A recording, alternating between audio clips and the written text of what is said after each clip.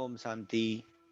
आज का अव्यक्त महावाक्य 26 दिसंबर सन 1979 से लिया गया है, जिसका शीर्षक है राजयोगी अर्थात त्रिस्मृति स्वरूप। बाप दादा आज तिलकधारी बच्चों को देख रहे हैं। हर एक के मस्तक पर राजयोगी अर्थात स्मृति भव का तिलक और साथ साथ विश्व राज्य अधिकारी का राज तिलक, राजयोगी तिलक और राज तिलक दोनों तिलक देख रहे हैं। आप सभी भी अपने दोनों तिलक को सदा देखते रहते हो। बाप दादा सभी के मस्तक पर विशेष राजयोगी तिलक की विशेषता देख रहे हैं। विशेषता देखते हुए अंतर क्या देखा? किसी राजयोगी के मस्तक पर 3 बिंदियों का तिलक है, किसी के मस्तक पर 2 बिंदियों का तिलक है और किसी पर 1 बिंदी का भी तिलक है। वास्तव में नॉलेजफुल बाप द्वारा विशेष 3 स्मृतियों का 3 बिंदियों के रूप में तिलक दिया हुआ है। उन 3 स्मृतियों को त्रिशूल के रूप में यादगार बनाया है। यह 3 स्मृतियां हैं।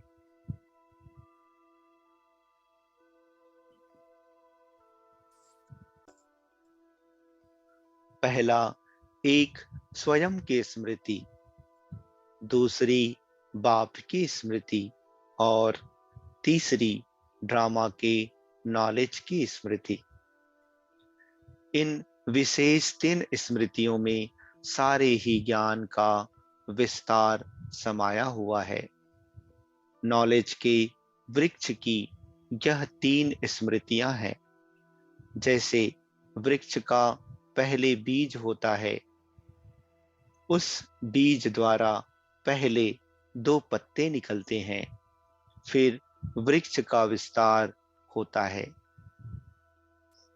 ऐसे मुख्य है बीज बाप की स्मृति, फिर 2 पत्ते अर्थात विशेष स्मृतियां हैं आत्मा की सारी नॉलेज और ड्रामा की स्पष्ट नॉलेज। इन 3 स्मृतियों को धारण करने वाले स्मृति भव के वरदानी बन जाते हैं। इन 3 स्मृतियों के आधार पर माया जीत, जगत जीत बन जाते हैं। तीनों स्मृतियों की संगम युग पर विशेषता है, इसलिए राजयोगी तिलक 3 स्मृतियों का अर्थात 3 बिंदी के रूप में हर एक के मस्तक पर चमकता है। जैसे त्रिशूल से अगर एक भाग खत्म हो जाए तो यथार्थ शस्त्र नहीं कहा जाएगा। संपूर्ण विजयी की निशानी है 3 बिंदी अर्थात त्रिस्मृति स्वरूप। लेकिन होता क्या है, एक ही समय पर तीनों स्मृति साथ साथ और स्पष्ट रहें, इसमें अंतर हो जाता है। कभी एक स्मृति रह जाती, कभी 2 और कभी 3। इसलिए सुनाया कि कोई 2 बिंदी के तिलकधारी देखे और कोई 1 बिंदी के तिलकधारी भी देखे। बहुत अच्छे अच्छे बच्चे भी देखे जो निरंतर 3 स्मृति तिलकधारी भी हैं, अमिट तिलकधारी भी हैं, अर्थात जिस तिलक को कोई मिटा नहीं सकता। जब स्मृति स्वरूप हो जाते हैं तो अमिट तिलकधारी बन जाते हैं, नहीं तो बार बार तिलक लगाना पड़ता है। अभी अभी मिटता है, अभी अभी लगता है, लेकिन संगम युगी राजयोगियों को निरंतर अविनाशी तिलकधारी होना है। माया अविनाशी को विनाश बना ना सके। रोज अमृत वेले इस त्रिमूर्ति के इस त्रिस्मृति के अविनाशी तिलक को चेक करो तो माया सारे दिन में मिटाने की हिम्मत नहीं रख सकेगी। तीन स्मृतियां स्वरूप अर्थात सर्व समर्थ स्वरूप, यह समर्थ का तिलक है। समर्थ के आगे माया के व्यर्थ रूप समाप्त हो जाते हैं।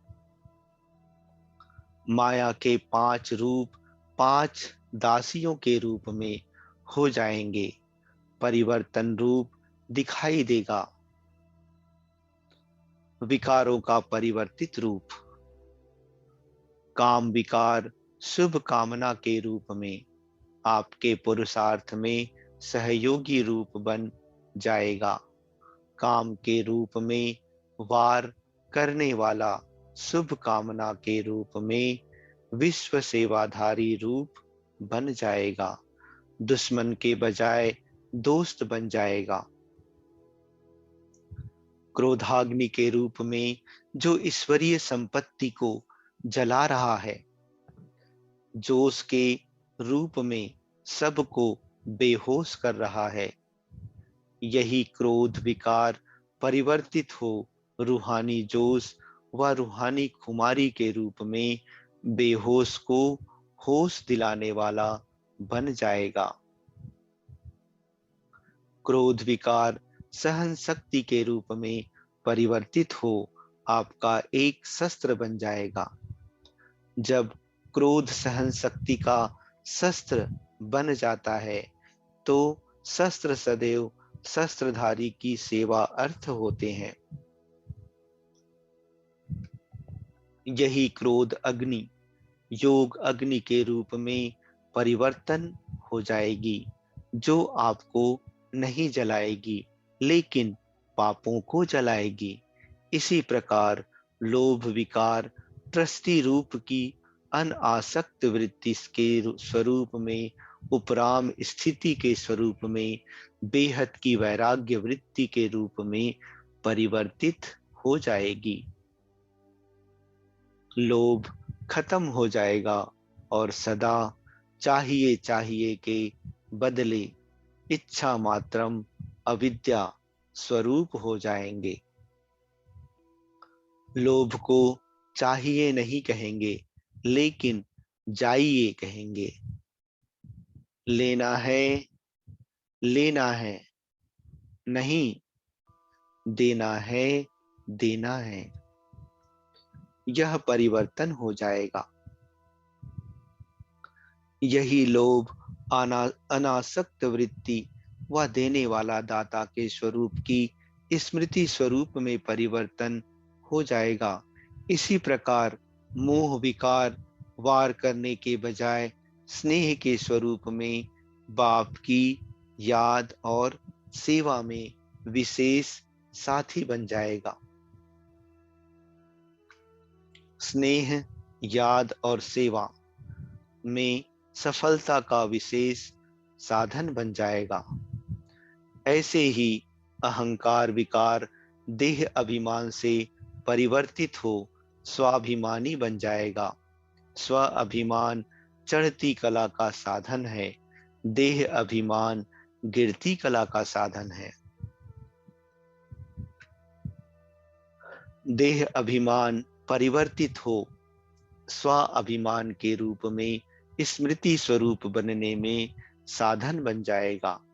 इसी प्रकार यह विकार अर्थात विकराल रूपधारी आपकी सेवा के सहयोगी आपकी श्रेष्ठ शक्तियों के स्वरूप में परिवर्तित हो जाएंगे।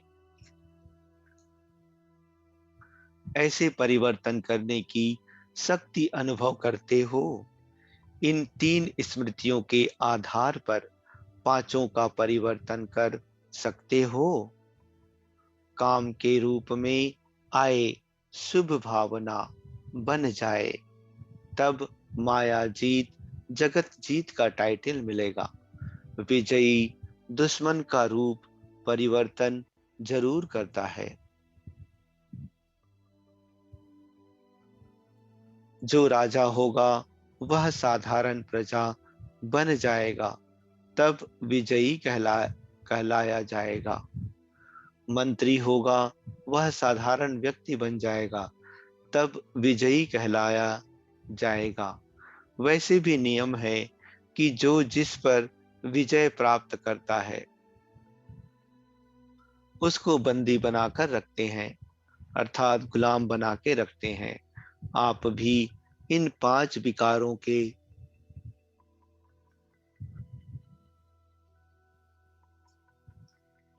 ऊपर विजयी बनते हो। आप इनको बंदी नहीं बनाओ। बंदी बनाएंगे तो फिर अंदर उछलेंगे, लेकिन आप इन्हें परिवर्तित कर सहयोगी स्वरूप बना दो तो सदा आपको सलाम करते रहेंगे। विश्व परिवर्तन के पहले स्वपरिवर्तन करो। स्वपरिवर्तन से विश्व परिवर्तन सहज हो जाएगा। परिवर्तन करने की शक्ति सदा अपने साथ रखो।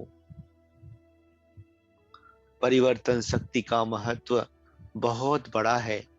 अमृत वेले से रात तक परिवर्तन शक्ति को कैसे यूज करो, यह फिर सुनाएंगे।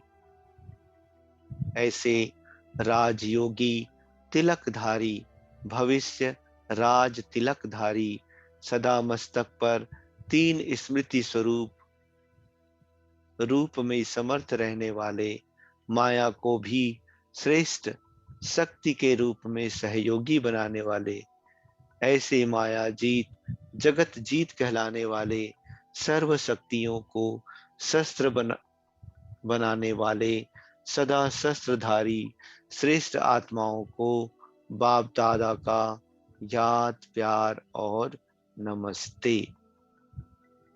अच्छा, ओम शांति।